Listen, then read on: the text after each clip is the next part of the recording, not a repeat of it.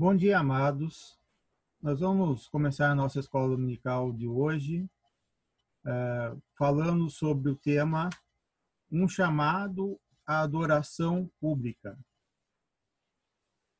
Um chamado à adoração pública.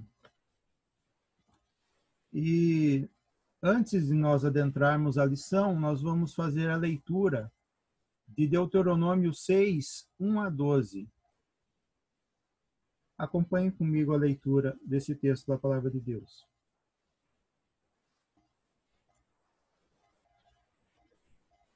Diz assim: Estes, pois, são os mandamentos, os estatutos e os juízos que mandou o Senhor teu Deus, se te ensinassem para que os cumprisses na terra a que passas para possuir, para que temas ao Senhor teu Deus e guardes todos os seus estatutos e mandamentos que eu te ordeno, tu e eu, teu filho, e o filho do teu filho, todos os dias da tua vida, que teus dias sejam prolongados.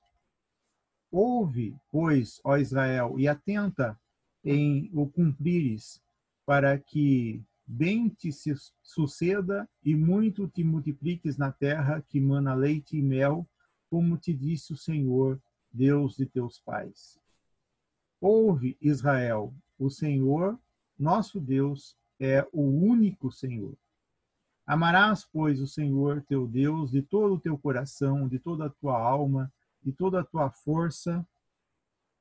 Estas palavras que hoje te ordeno estarão no teu coração. Tu as inculcarás a teus filhos, e delas falarás assentado em tua casa, e andando pelo caminho, e ao deitar-te, e ao levantar-te. Também as atarás como sinal na tua mão, e te serão por frontal entre os olhos. E as escreverás nos umbrais de tua casa e nas tuas portas, havendo-te, pois, o Senhor teu Deus introduzido na terra que sob juramento prometeu aos teus pais, Abraão, Isaque e Jacó, te daria, grandes e boas cidades que tu não edificaste, e casas cheias de tudo que é bom, casas que não encheste, e poços abertos que não abriste, vinhais e olivais que não plantaste. E quando comeres e te fartares, guarda-te para que não esqueças o Senhor, que te tirou da terra do Egito, da casa da servidão. Introdução.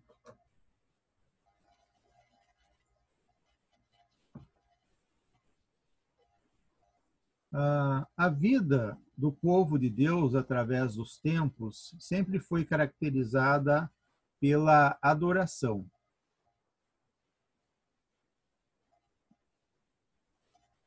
O autor da lição cita o livro A Vida na Casa do Pai, é um livro de Wayne e David. O povo de Deus sempre construiu altares ao Senhor e lhe ofereceu sacrifícios. Nós vemos isso lá em Gênesis, capítulo 8, capítulo 12, capítulo 13, e também vemos em Hebreus 11.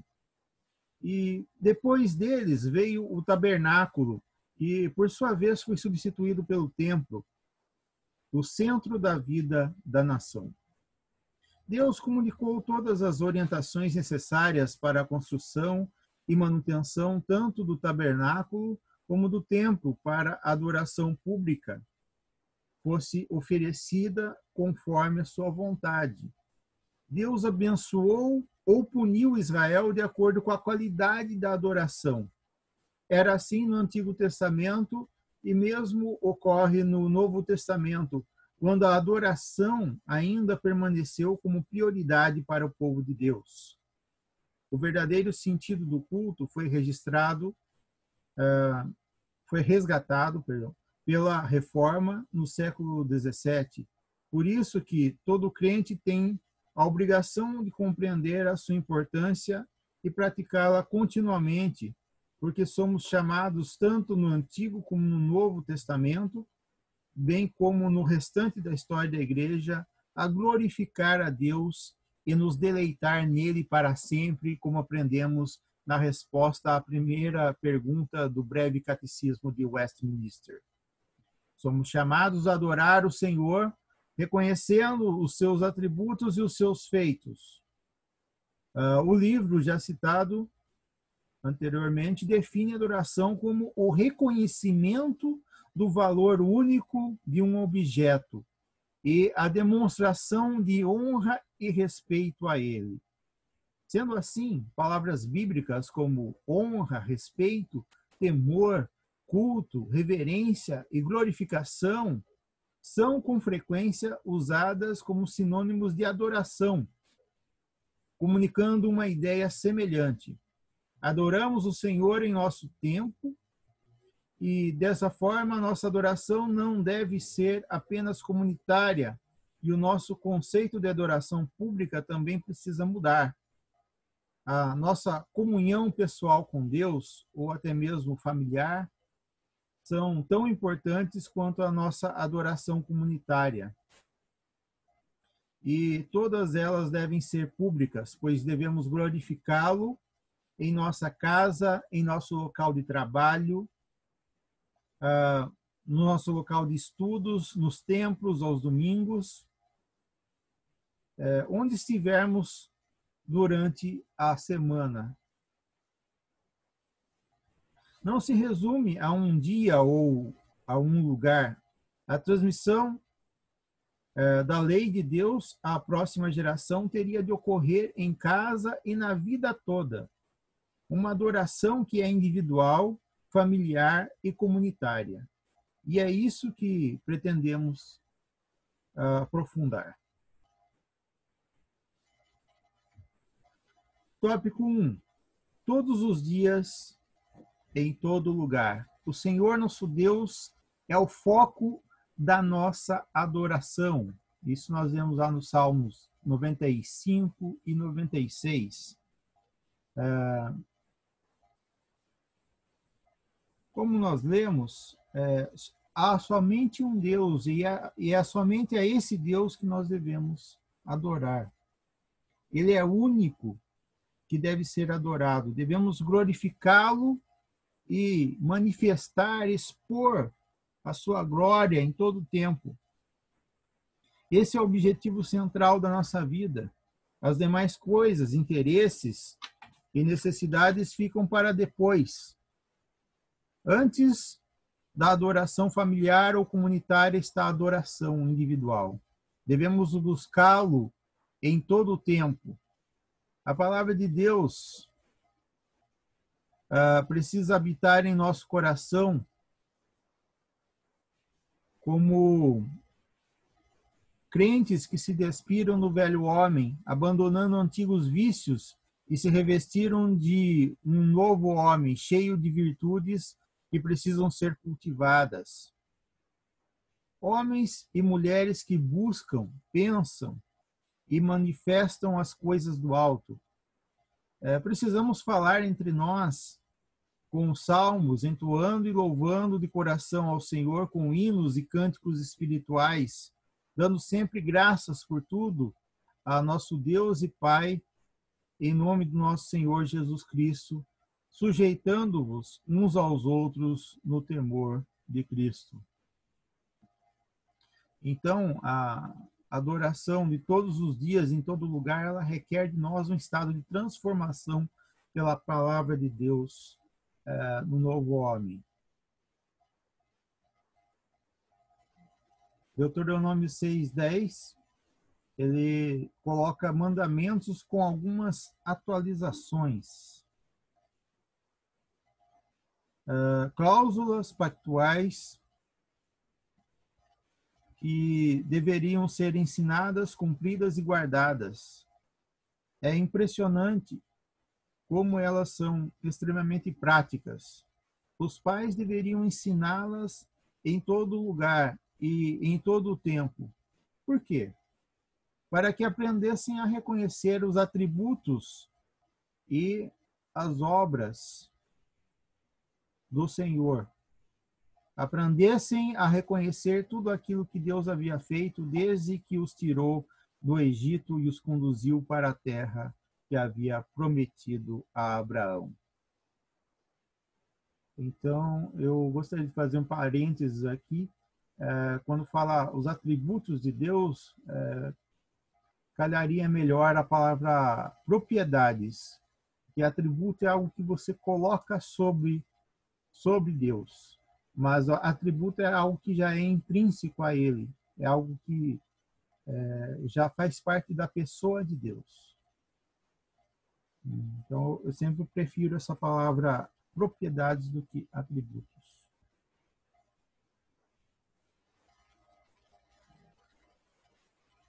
Uma coisa importante também que nós precisamos reforçar é que cada um de nós é chamado a fazer isso de modo prático, deixando claro a quem pertencemos, pois dele somos, como diz o Salmo número 100 e Efésios 2:10.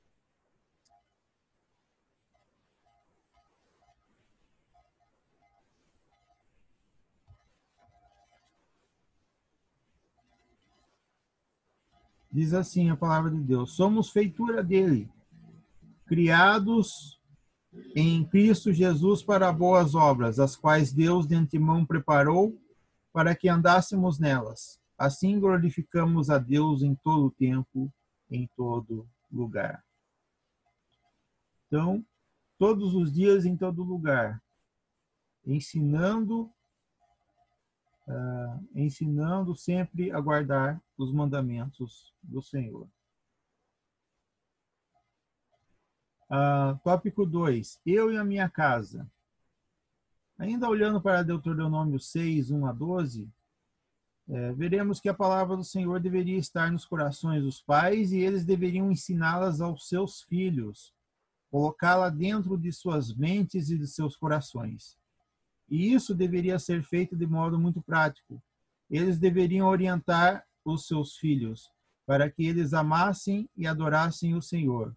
E como fariam isso? Assentados em casa, andando pelo caminho, antes de dormir e depois de acordar. A palavra do Senhor estaria no âmbito do lar e em todas as decisões. Percebem que essa adoração é prática e familiar? Hoje, muitos pais sequer fazem culto doméstico. Dizem não ter tempo. Dizem não ter tempo para isso. E depois se perguntam por que seus filhos não amam e não temem a Deus. É porque eles não têm sido ensinados pelos seus pais.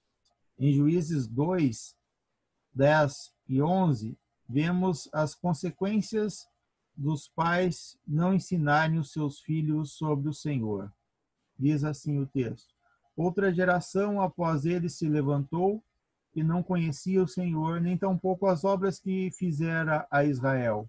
Então fizeram os filhos de Israel o que era mal perante o Senhor, pois serviram aos Baalins. O Senhor os havia advertido. O Senhor os havia advertido. Ele disse que aconteceria se não ensinassem os seus filhos a amarem e obedecerem a Deus e somente a Ele. Todos os pais fizeram os votos ao batizarem os seus filhos, prometendo criar os seus filhos nos caminhos do Senhor com a ajuda de Deus. E para tanto, o texto de hoje é bem claro.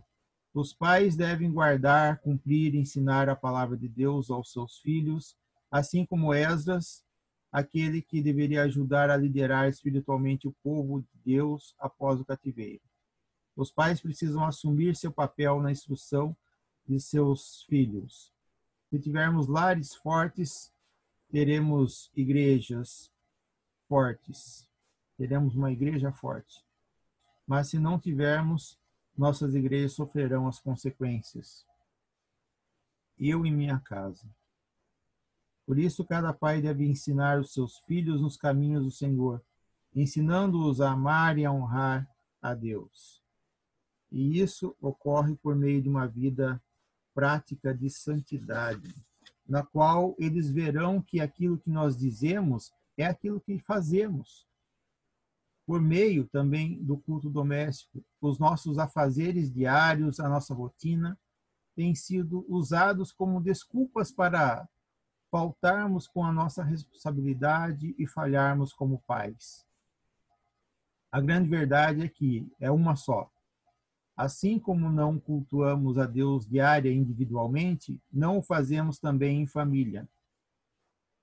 Um abismo chama outro abismo, e isso nos leva a um outro problema. Deixaremos de adorá-lo de forma comunitária também. Tópico 3. Famílias fortes, igreja forte. Como podemos oferecer um culto aceitável ao Senhor como igreja, se não o fazemos com pessoas e famílias? No livro já citado anteriormente, nós lemos os Salmos 95 e 96 ordenam ao povo de Deus estar fisicamente presente no lugar da adoração conjunta. Eles falam de conversar com Deus, cantar para Ele, prostrar-se perante Ele, trazer a oferta e até mesmo tremer na sua presença. Ele quer que participemos do culto de forma física, manifestando externamente aquilo que está no nosso interior, nos nossos corações e mentes. O problema é que os nossos corações estão longe do Senhor, oferecendo uma adoração vã e inaceitável. Assim, oferecemos uma falsa adoração, fazemos algo por obrigação, um mero rito, não por amor ou gratidão. Como John Piper, citado no livro em questão, bem escreveu, o verdadeiro dever de adorar não é dever de repetir ou realizar uma liturgia de forma exterior. É um dever interior, a ordem, agrada-te do Senhor. E alegrai-vos no Senhor, e regozijai-vos no Senhor. E ele conclui, a razão pela qual este é o verdadeiro dever da adoração é que esse honra a Deus, ao contrário do cumprimento de rituais vazios.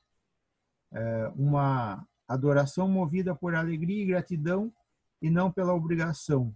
Um dever que se torna o nosso deleite. Agora percebam a questão-chave aqui. Só podemos adorar como igreja se estivermos adorando como indivíduos e como famílias. Precisamos adorá-lo todos os dias, nos preparando assim para o culto solene no dia do Senhor.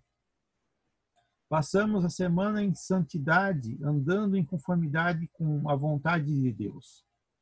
O tipo de participação correta no culto inicia-se muito antes do culto começar.